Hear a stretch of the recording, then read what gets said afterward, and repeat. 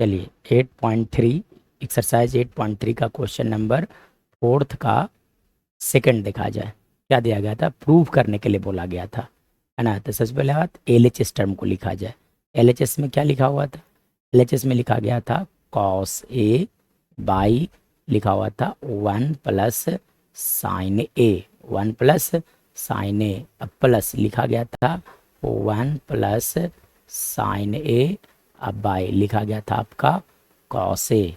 RHS में देखो तो आरएचएस में क्या लिखा हुआ है 2 सेक ए, मतलब आप इसे सिंप्लीफाई करने के बाद 2 सेक ए इक्वल लेकर चले आओ। चलिए तो एलएचएस को पहले देखा जाए, ठीक है।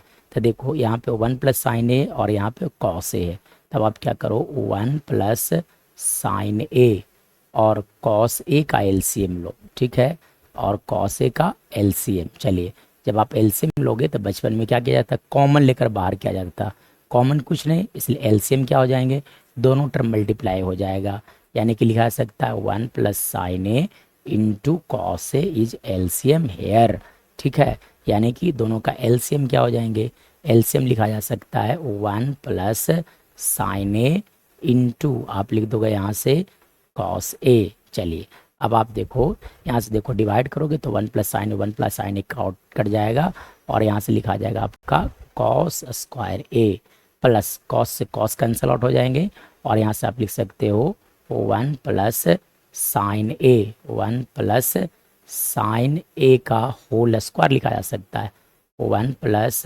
साइन ए का होल स्क्वायर हो जाएंगे। क्यों, आप देखो कॉस से कॉस कैंसिल हो जाएंगे तो 1 plus sine A into 1 plus sine A that is equal to 1 plus sine A का होल स्क्वायर। नाउ अगर फर्दर इसके बाद कर कहानी देखा जाए तो क्या होंगे सर, तो देखिए इसके बाद अब आप देखो ये पहला टर्म कॉस स्क्वायर ए को एज इट इज रहने दिया जाए। देखिए यहाँ से ये जो टर्म लिखे गए हैं इसे आप ए प्लस बी के होल स्क्वायर पे एक्सपेंशन कर दो, तो ए प्लस बी का whole square, A plus B का होल स्क्वायर लिखा जाता है A square plus B square plus 2a भी लिखा जाता है। So by using this relation A square मतलब 1 का स्क्वायर 1 प्लस बी स्क्वायर मतलब sine square A plus 2a भी मतलब 2 इंटू 1 इंटू आप समझ सकते हैं यहाँ से साइन ए।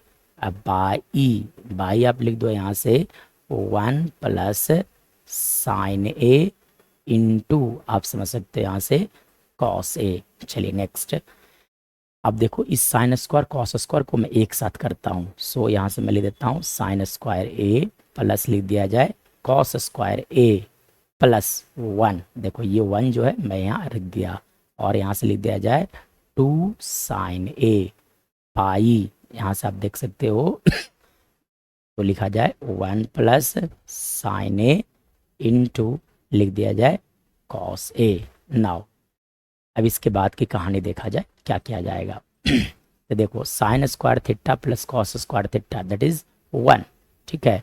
तो कहने का मतलब क्या हो गया कि sine square theta plus cos square theta का वैल्यू 1 लिखा जाता है। So sine square A plus cos square A that is equal to 1, you can write here 1 plus 1 plus आप लिख सकते हो 2 साइन ए, अब बाई लिखे जाएंगे आपका 1 प्लस साइन ए इंटू लिखा जाएगा आपका कॉस ए। नाउ देखिए 1 प्लस 1 दैट इज 2, यानी कि 2 प्लस 2 साइन ए, अब बाई आप लिख दोगे 1 प्लस साइन ए इंटू लिखा जाएगा आपका कॉस ए लिख सकते हो।